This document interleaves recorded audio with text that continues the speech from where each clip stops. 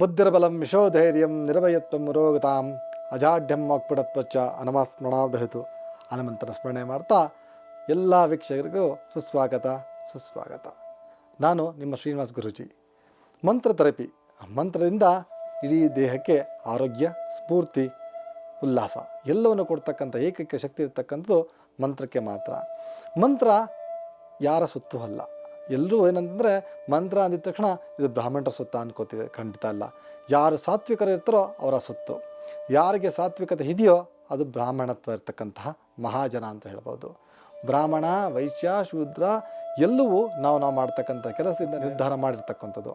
ಆದರೆ ಇಲ್ಲಿ ವಿಶೇಷವಾಗಿ ಸಾತ್ವಿಕ ಗುಣ ಯಾರಲ್ಲಿದೆಯೋ ಅವನೇ ಮಹಾಬ್ರಾಹ್ಮಣ ಅಂತ ಹೇಳಿ ಎಷ್ಟೋ ವೇದ ಮತ್ತು ಒಂದಷ್ಟು ಪುರಾಣಗಳು ಸಾರಿದೆ.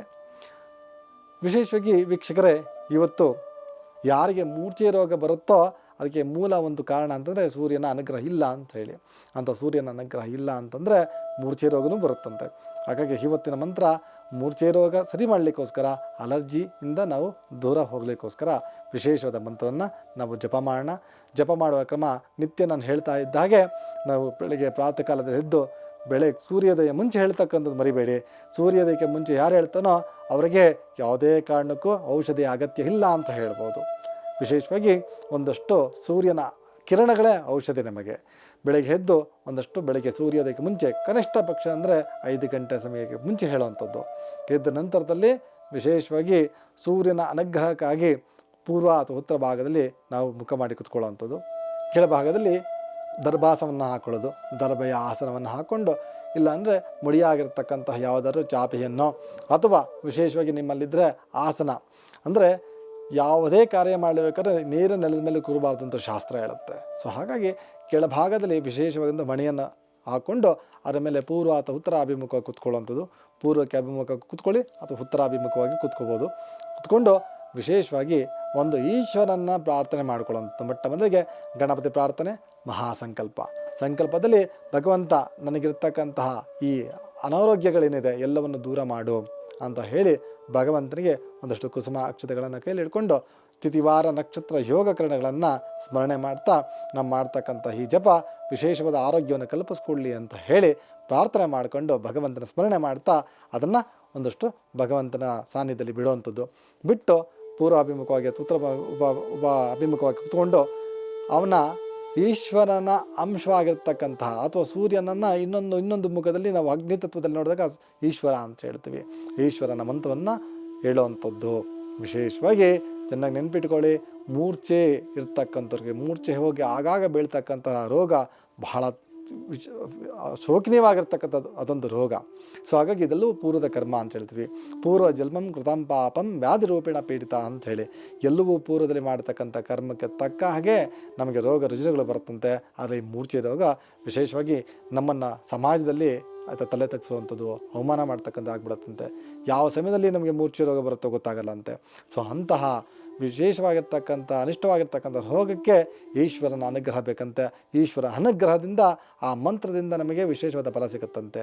ಆ ಮಂತ್ರ ಯಾವುದಪ್ಪ ಅಂದರೆ ಓಂ ತ್ರಯಂಬಕಂ ಕಾಲಾತ್ಮನೇ ನಮಃ. ಓಂ ತ್ರಯಂಬಕಂ ಕಾಲಾತ್ಮನೇ ನಮಃ. ಈ ವಿಶೇಷವಾದ ಮಂತ್ರವನ್ನು ಜಪ ಮಾಡೋದ್ರಿಂದ ಕನಿಷ್ಠ 108 ಬಾರಿ ಆಯಿತಾ 1 ಲಕ್ಷವರೆಗೂ ಜಪ ಮಾಡ್ಬೋದಂತೆ. ಎಷ್ಟು ಜಪ ಮಾಡ್ತಿರೋ ಅಷ್ಟು ಅಧಿಕ ಫಲ ಮಂತ್ರ. ಅಧಿಕವಾಗಿ ನೀವು ಎಷ್ಟು ಜಪ ಮಾಡ್ತಿರೋ ಅಷ್ಟೇ ನಿಮಗೆ ಫಲ ಸಿಗ್ತಾ ಹೋಗ್ತದೆ. ವಿಶೇಷವಾಗಿ ಗಮನ ಇಟ್ಕೊಳ್ಳಿ, ಬಹಳ ಸಣ್ಣ ಮತ್ತು ಸೂಕ್ಷ್ಮವಾದಂಥ ಮಂತ್ರ ಇದು.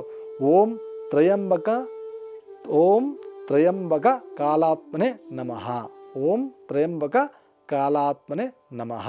ಬಹಳ ಸರಳವಾದಂಥ ಮಂತ್ರ ಇದು. ಗುರುಗಳ ನಮ್ಗೆ ಸಾಧ್ಯ ಆಗ್ತಿಲ್ಲ, ಸ್ವಲ್ಪ ಅಸ್ಪಷ್ಟವಾಗಿ ನಮಗೆ ಉಚ್ಚಾರ ಆಗ್ತಿದೆ, ಉಚ್ಚಾರಣೆ ಮಾಡೋಕ್ಕೆ ಬರ್ತಿಲ್ಲ ಅಂತಂದರೆ ವಿಶೇಷವಾಗಿ ಓಂ ಸಾಂಬ ಸದಾಶಿವಾಯ ನಮಃ, ಓಂ ಸಾಂಬ ಸದಾಶಿವಾಯ ನಮಃ ಈ ಮಂತ್ರವನ್ನು ವಿಶೇಷವಾಗಿ ನೀವು ಹೇಳ್ಕೋಬೋದು.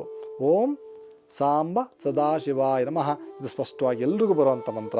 ಇದನ್ನು ಹೇಳ್ಕೊಳ್ಳೋದ್ರಿಂದ ಕನಿಷ್ಠ 108 ಬಾರಿ 1 ಲಕ್ಷದವರೆಗೂ ಜಪ ಮಾಡ್ಬೋದು.